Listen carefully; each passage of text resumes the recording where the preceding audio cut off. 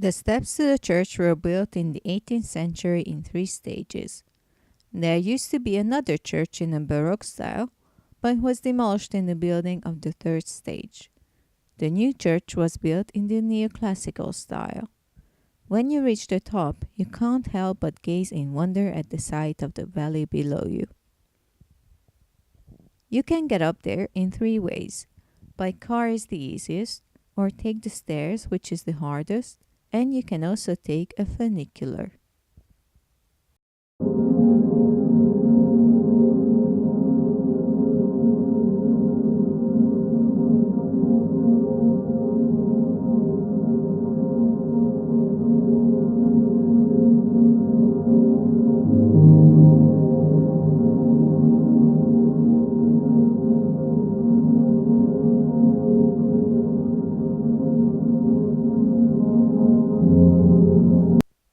The inside of the church is very ornate.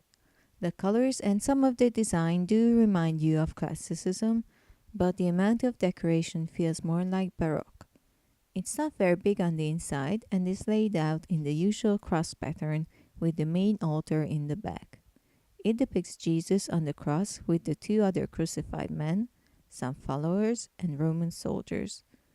The simple depiction of the scene is contrasted by the opulent altar in front of it. I can't help but think that the man depicted in the Bible would be sad to see all this splendor before him.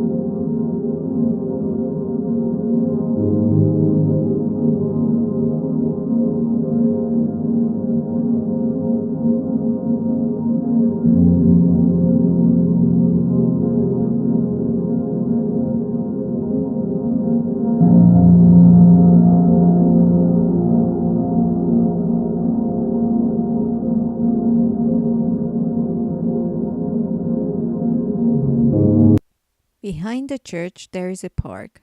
On the left side of the church, you first encounter a little cave, and you can climb up to the gazebo for the view. Behind the church, there is a pond where you can rent a boat. There is also a fountain with small sanctuaries surrounding it that most travelers seem to overlook.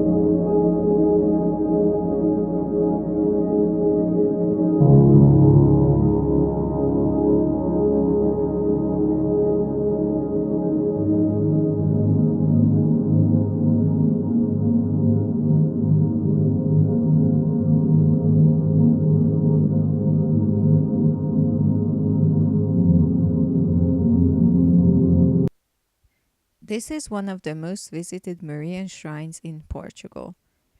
The view from up here is beautiful as well.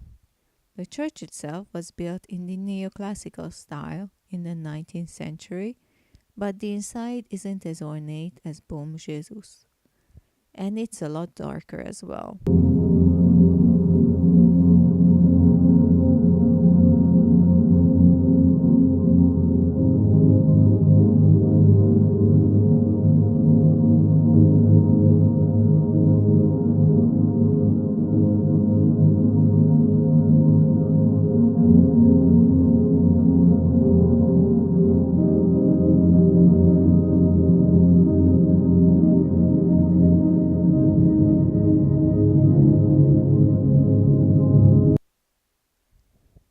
Under the main church is the crypt, which was constructed in the 1970s and looks a lot like it. It was built in case there were so many pilgrims that the main church couldn't house them.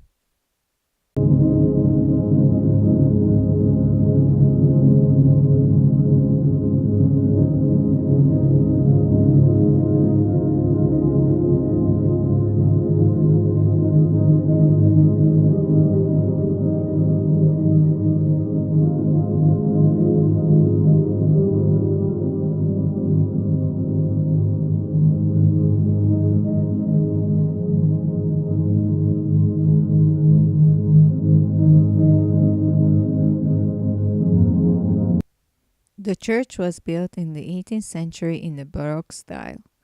It sits almost at the border of Braga and Guimarães. It's a rather small church, but we couldn't go inside because it was closed at the time. It's the least known church of the three.